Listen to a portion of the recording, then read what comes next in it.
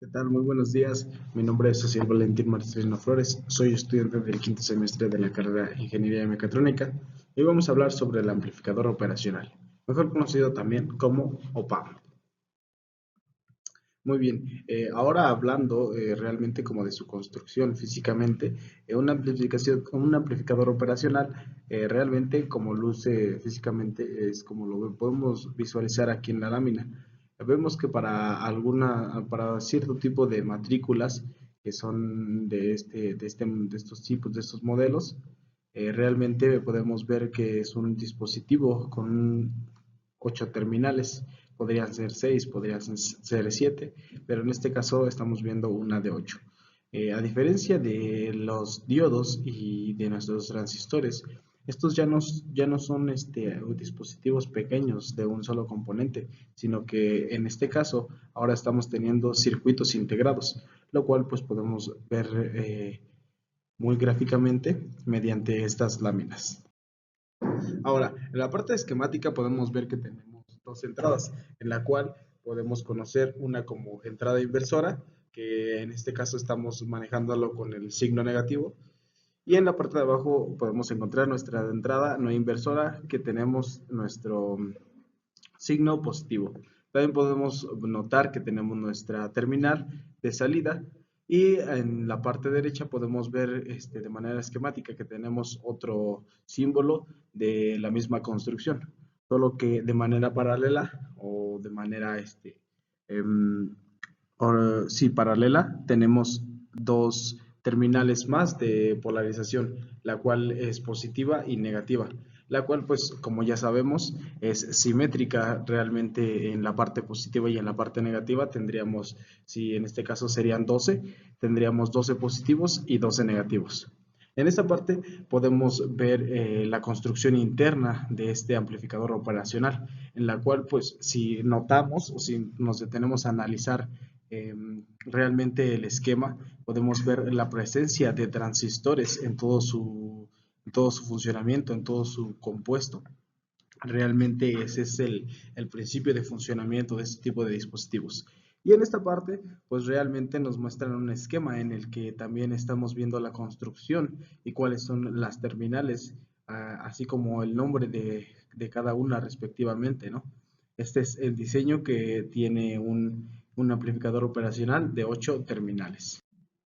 Muy bien, para entender el funcionamiento realmente del amplificador operacional, hace falta ver cuáles son las dos partes, entre el caso ideal y entre el caso práctico. Aquí podemos ver que realmente en este símbolo esquemático que tenemos un voltaje de entrada, una ganancia y también un voltaje de salida, que realmente pues eso es lo que son los tres parámetros en donde vamos a estar tomando en cuenta y vamos a ver nuestros dos casos, tanto en el caso ideal como en el caso práctico. Ahora, para nuestro caso ideal, tenemos cuatro parámetros o cuatro puntos destacables, de los cuales vamos a estar hablando en esta lámina. Para empezar, la ganancia del voltaje es infinita. Realmente lo que nos están dando a entender aquí es que el voltaje de entrada que tenemos aquí sufrirá de una ganancia o una amplitud, una amplificación infinita. ¿Qué es lo que estamos diciendo? Que realmente el voltaje de salida que tendremos con nuestra ganancia será infinita. Pero en la vida real, básicamente lo que está pasando aquí es que el voltaje que vamos a tener nosotros en la salida va a estar afectado o va a estar dado por esa amplificación que tenemos aquí mediante nuestra polarización en DC que podríamos tener en este caso como anteriormente ya lo habíamos visto.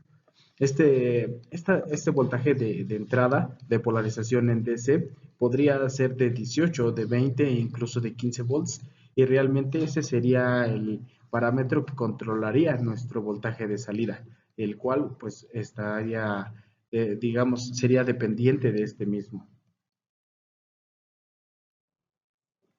Ahora, la impedancia de entrada infinita a la que hace referencia básicamente es al voltaje de entrada que tenemos aquí y que nos está diciendo que entre estos dos terminales la impedancia que existe entre ellas es infinita, es muy grande, lo cual hace referencia a que en esta parte, bueno, es muy importante saberlo, ya que realmente en esta parte entre las dos terminales no tendremos pérdidas de energía, ya que realmente aquí es lo que nos está diciendo, que tenemos una impedancia de entrada infinita. Aquí podríamos modelarlo como un divisor de voltaje. Realmente ahí se podría modelar como un divisor de voltaje, el cual podríamos ejemplificarlo de esta manera, ayudándonos de este circuito que tenemos en la parte posterior, el cual podemos ver que nuestro voltaje I, bueno, en este caso el voltaje que tenemos aquí sería el voltaje de nuestra señal, el voltaje de nuestra entrada, de nuestra señal. R1 haría referencia a esa misma impedancia que tiene nuestra entrada de señal que tenemos aquí, que es BI. Y R2 básicamente es nuestra impedancia que tendríamos en nuestra carga o en nuestra salida.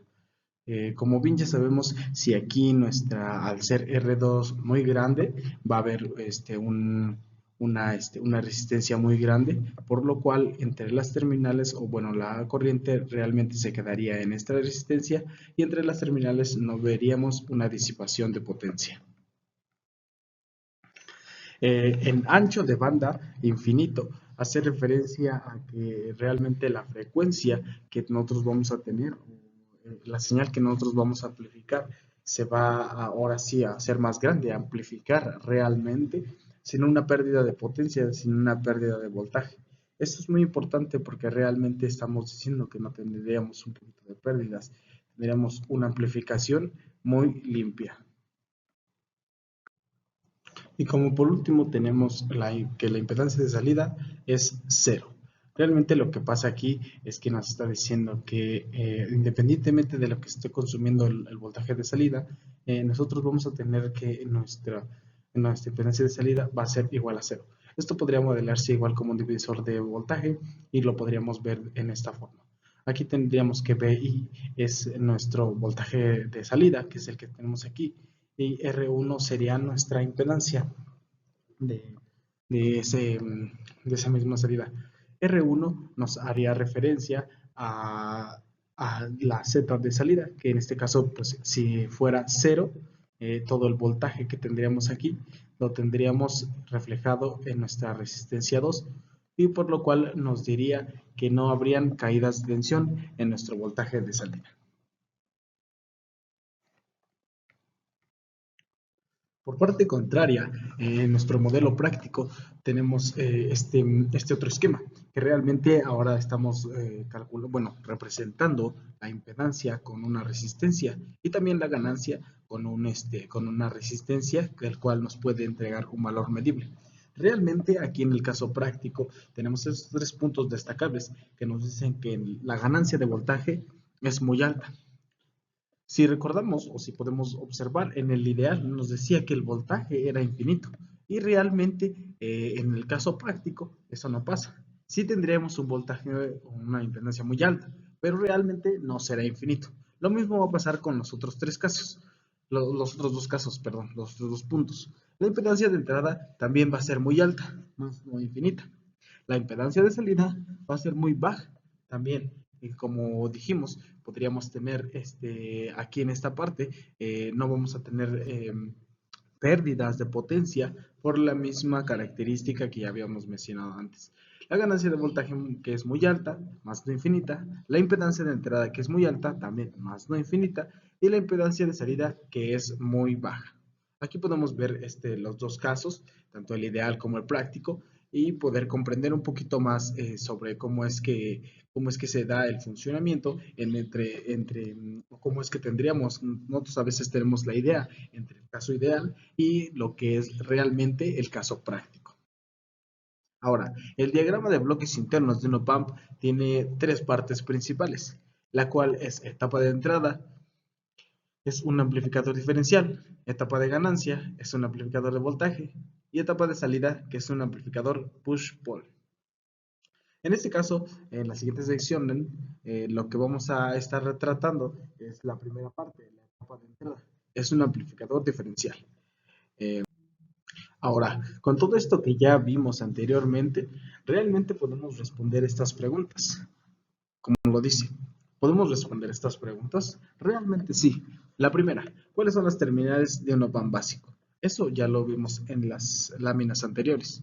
cuáles son algunas características de un op-amp ideal y cuáles son algunas características de un op-amp práctico.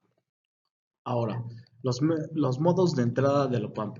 Esto realmente, básicamente, nos va a decir cómo vamos a conectar, cómo vamos a aplicar las señales a las terminales de entrada. Realmente de cómo vamos a aplicarlas y cómo es que se van a ver afectadas a la salida, cómo es que vamos a tener, hablando de los voltajes de salida, cómo es que vamos a tener esos resultados aplicando las señales.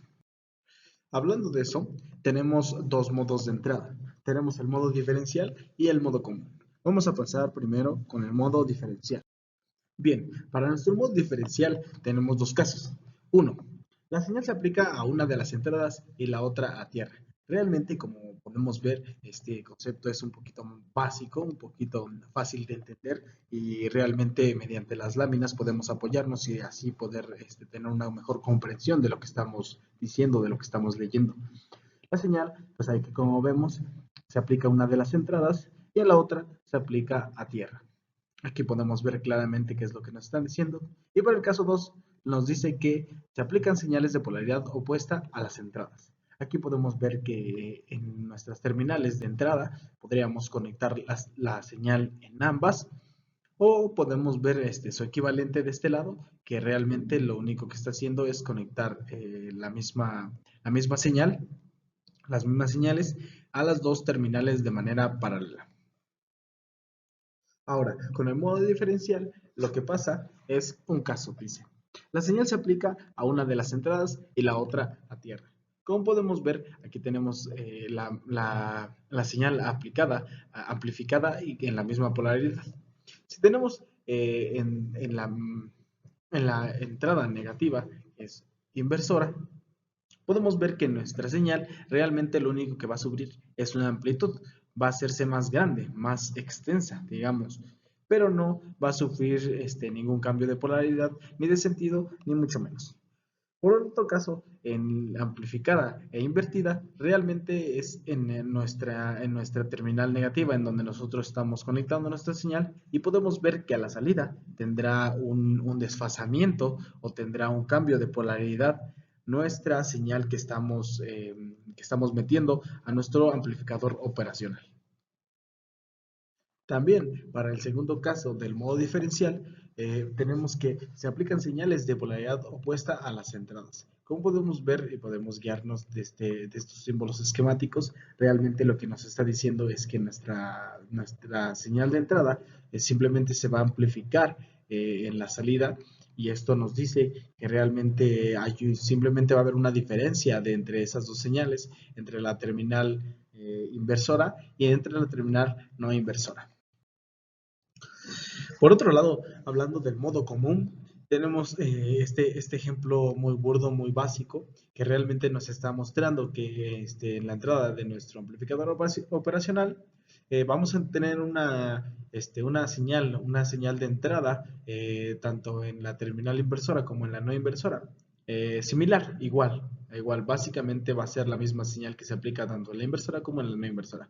Lo cual nos dice que misma fase, frecuencia y amplitud nos va a dar como resultado una cancelación de voltaje y nuestra salida se va a marcar en 0 volts. Básicamente lo que nos está diciendo es que realmente las dos señales que estamos nosotros introduciendo a nuestro amplificador operacional se están contrarrestando o se están haciendo una misma cancelación entre las dos señales mismas.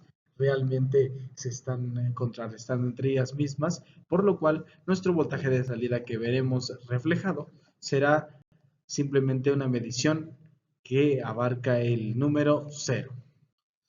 Ahora, para esta parte tal vez puede surgir un cuestionamiento de por qué, o bueno, realmente para qué es importante o para qué me sirve meter señales a este amplificador operacional si nuestra salida realmente no se va a ver afectada o va a ser, tendremos una salida de 0 volts.